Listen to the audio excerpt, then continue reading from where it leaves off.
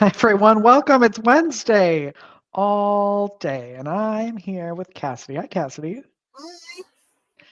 Cassidy wanted to jump on and tell you about some fun stuff that her company that she works for has been doing with us, partnering with us, and talk about her time at Hearts Need Art and why y'all should be donating now and throughout the year. So, tell us a little bit about yourself, Cassidy, and how you got here. Yeah, thank you. My name's Cassidy. I'm recently taken the role as board president for Hearts Need Art. Wait, I think I Yeah, have a. Do we have this? Wait, as say of that again. Say that again. recently taken the role of president for Hearts Need Art, the board. Oh, that's awesome. Okay, sorry. Richard and I found each other. I guess Hearts Need Art, and I found each other as well through the board game, which I think is no longer. Rest in peace. Oh, And SA 2020, that program through the city. So really connected with the mission, the organization, and all the programs that Hearts Teen Art was running, and decided to join the board, I guess, a year ago. So, huh. Oh um, yeah, yeah, like exactly a year yeah. ago. But my day job is I'm an attorney for a company called Task Us. And we recently got to partner with Hearts Teen Art to help paint some murals at the Stone Oak Methodist Hospital, We've which got some pictures. that's amazing. I wasn't able to join this time, but we're going to volunteer, I think, once a week through the month of December, and I'm signed up to go in a couple of weeks. So, looking forward to volunteering, looking forward to visiting that hospital again, looking forward to meeting coworkers that I probably have never met before. I'm fully remote, and so Zoom is the mode of communication for me, 99% of my interactions with coworkers. So it's also a good opportunity to meet people in person and get some human connection, which is what Hearts Need Art is all about, right? Bringing some human connection and some art therapy into hospitals and a place that's normally kind of sterile and can be scary. So Outside of like Hearts in Art or kind of in general, what made you want to volunteer and become a board of that process before you knew of Hearts Need Art? So what we're always looking for good board members like yourself. So what made you decide that that's where you wanted to put your volunteer hours? yeah. So board service has always interested me, but I've been a little bit shy about taking it on. And then I also worked the first chunk of my career at a private firm that had a pretty robust pro bono program. And so I always was able to give back my time and my energy through that pro bono program without joining like a specific organization. So when I left that world and went into companies, I kind of lost the pro bono funnel that I'd been feeding into. And a friend of mine who actually I used to work with found her nonprofit through the board game and SA 2020 and encouraged me to try it. And so I thought, well, worst case scenario, I just learn a lot about nonprofits all over the city, right? In case no one wanted me or I didn't have a fit anywhere. So, but yeah, I ended up matching with a few and talking with a few wonderful organizations, and just ended up landing here. But yeah, I really hope they bring that back. I thought that was a fabulous matching program. I mean, we got you, so I also agree that it was a fabulous matching program.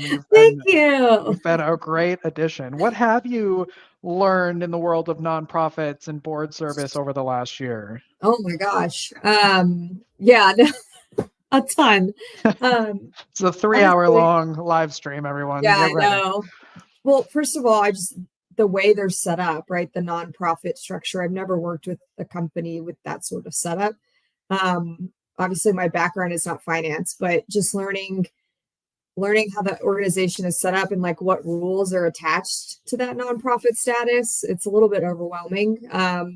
Learning about the responsibilities of a board, the fiduciary duties of a board. I just thought, oh, I'm going to volunteer and maybe show up at events every now and then. But it's a little more involved and a little more serious than that.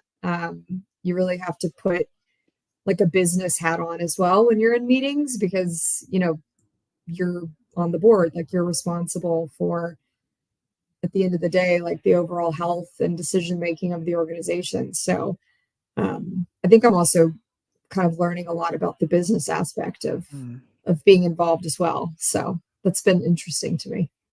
Yeah, I think a lot of people don't think about that in that nonprofit world, that there is sort of, because it's nonprofit, so you don't need to make a profit, right? But there is still Yeah. a business side of it that has to work. Outside of volunteering and giving your time, you very quickly also became a monthly recurring donor of Hearts Need Art. Why was that important to you to give that way as well? Yeah, I think for a few reasons. I think, whatever you make, I think you should probably donate a portion of that to an organization that speaks to you, whether it's the church you attend or the nonprofit that you like. I was raised that way as well. My parents were um, very specific and purposeful about every month setting aside 10%, and they would give it to the church we attended. And so that kind of went with me into adulthood. Again, it doesn't have to be like a religious organization, but I think supporting some sort of nonprofit that the mission speaks to you, I think that's really important. So that was one reason. And then two, as a person on the board, I think you need to kind of set the standard of how you act in the organization. If we're not willing to financially support the organization that we're on the board of, I think that's, that kind of undercuts the legitimacy of it all. So I think it's really important to kind of be all in with your time and your finances and your network and all of those things. We just started our 8th location on December 1st, our 8th San Antonio location. What are you looking forward to in the world of Hearts Need Art in 2024? Like what's exciting for you? Yeah, no, I think it's amazing how not only, sorry, it's so funny. Ben is calling and texting me, and I'm wondering when he's going to realize I'm on this live stream. Ben, leave us alone. We're busy.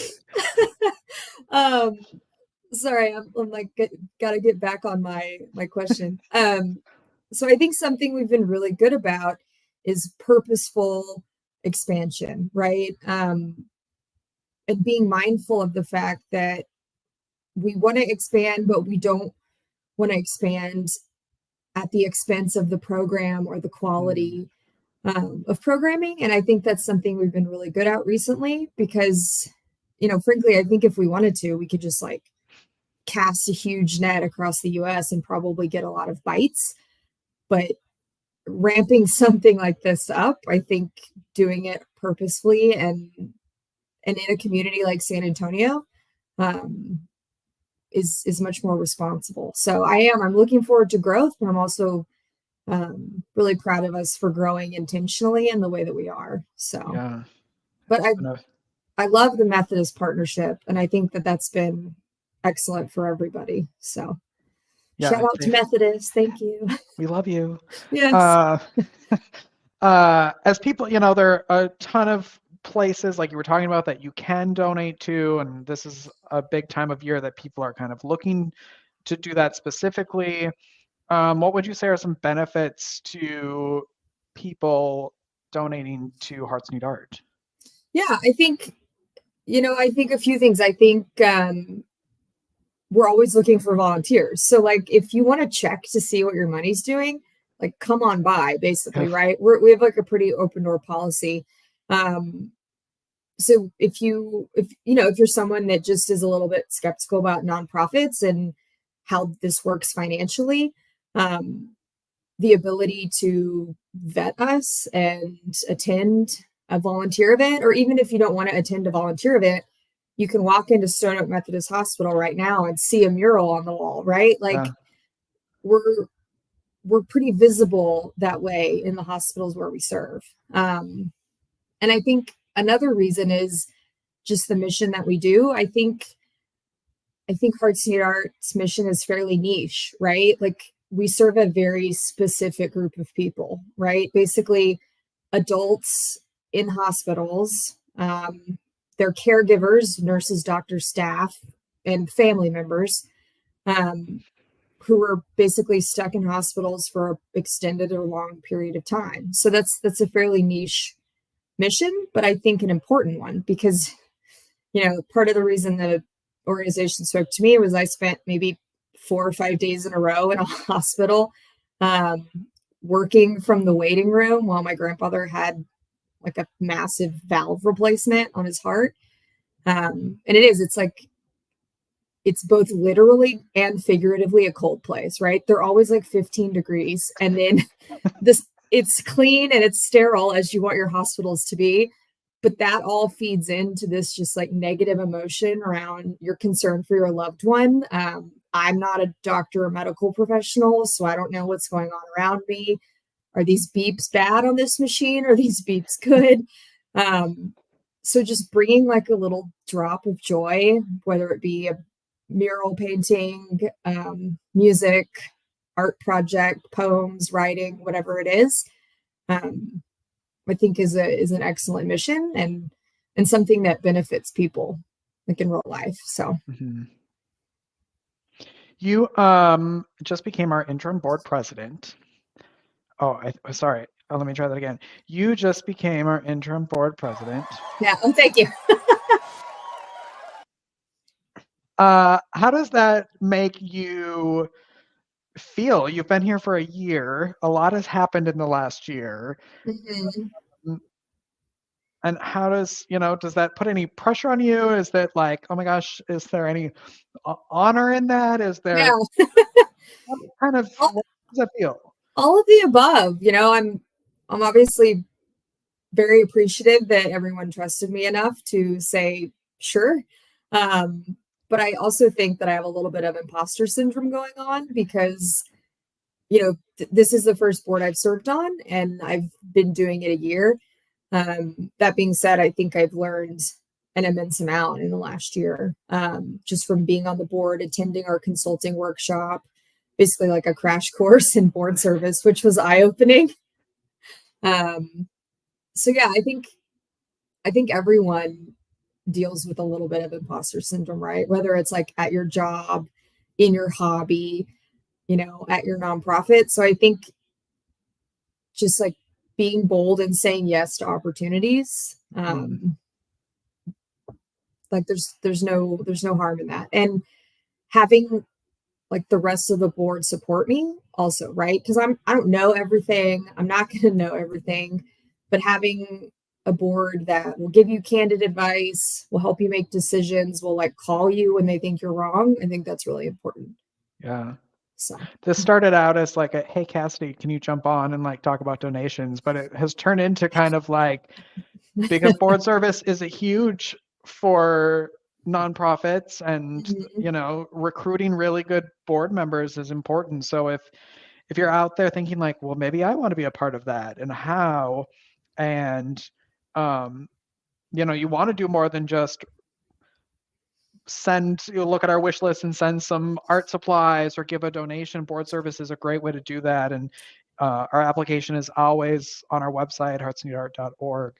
And you can jump on a board meeting once and see if we're a good fit for you. Yeah. So I say, just say yes, right? Just try it out. Yeah. You can always say no later. Why not?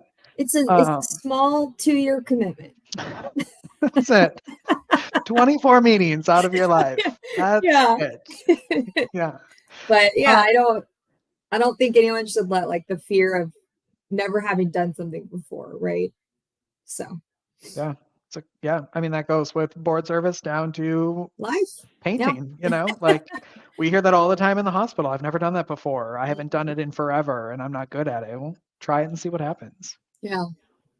Cassidy, I'll let you get back to work because we don't want Taskus to get mad that you're on here and not working, or they won't send more volunteers. But have fun in the hospital next week when you join us. Thank you. Thanks for having me, Richard. It's been nice to chat. My first official live stream. I feel so young. It's we'll get you on Instagram Live soon. It'll be a whole thing. You'll get your own YouTube channel. Oh my gosh. One of the sometimes frustrating things around here is that we work in the hospital, so we can't take pictures and videos of everyone we're working with. But we have Kim, who we're going to have a video now as we leave, tell a story about her favorite patient interaction. So if you want to donate, go to heartsneedart.org. We love you all. Have a great day. Okay, so one specifically, I was there with Trina at Northeast one day. We had kind of made some rounds and seen a few patients, and a nurse kind of kept coming up to us. They were like, if you have time, we'd love for you to hit this specific room. But we kept missing the patient. She was just in and out for like treatment. Long story short, we were kind of wrapping up. We had maybe 30 minutes left in our shift. And we let the nurses know, like, we may not be able to see her just because we keep missing her. And she said, if you guys could actually just go in, and she saw that we were doing window paintings, other locations. And she was like, if you could just like go in and like do a quick painting in her window, I guarantee she would love it. She's just having a really tough time health-wise, wasn't having a lot of visitors, which is heartbreaking. So we went in, painted some like flowers, something very simple. Cause like I said, we only had like 20, 30 minutes left. Left the room. We left a card and like a little note saying like, we hope you enjoy it. And we weren't sure if we'd ever get like feedback on that because we never saw the patient. And we were there, I don't know, 2-3 weeks later, nurse came up to us, almost like tears in her eyes. Like the patient loved it. It made her day. So that was just really amazing feedback.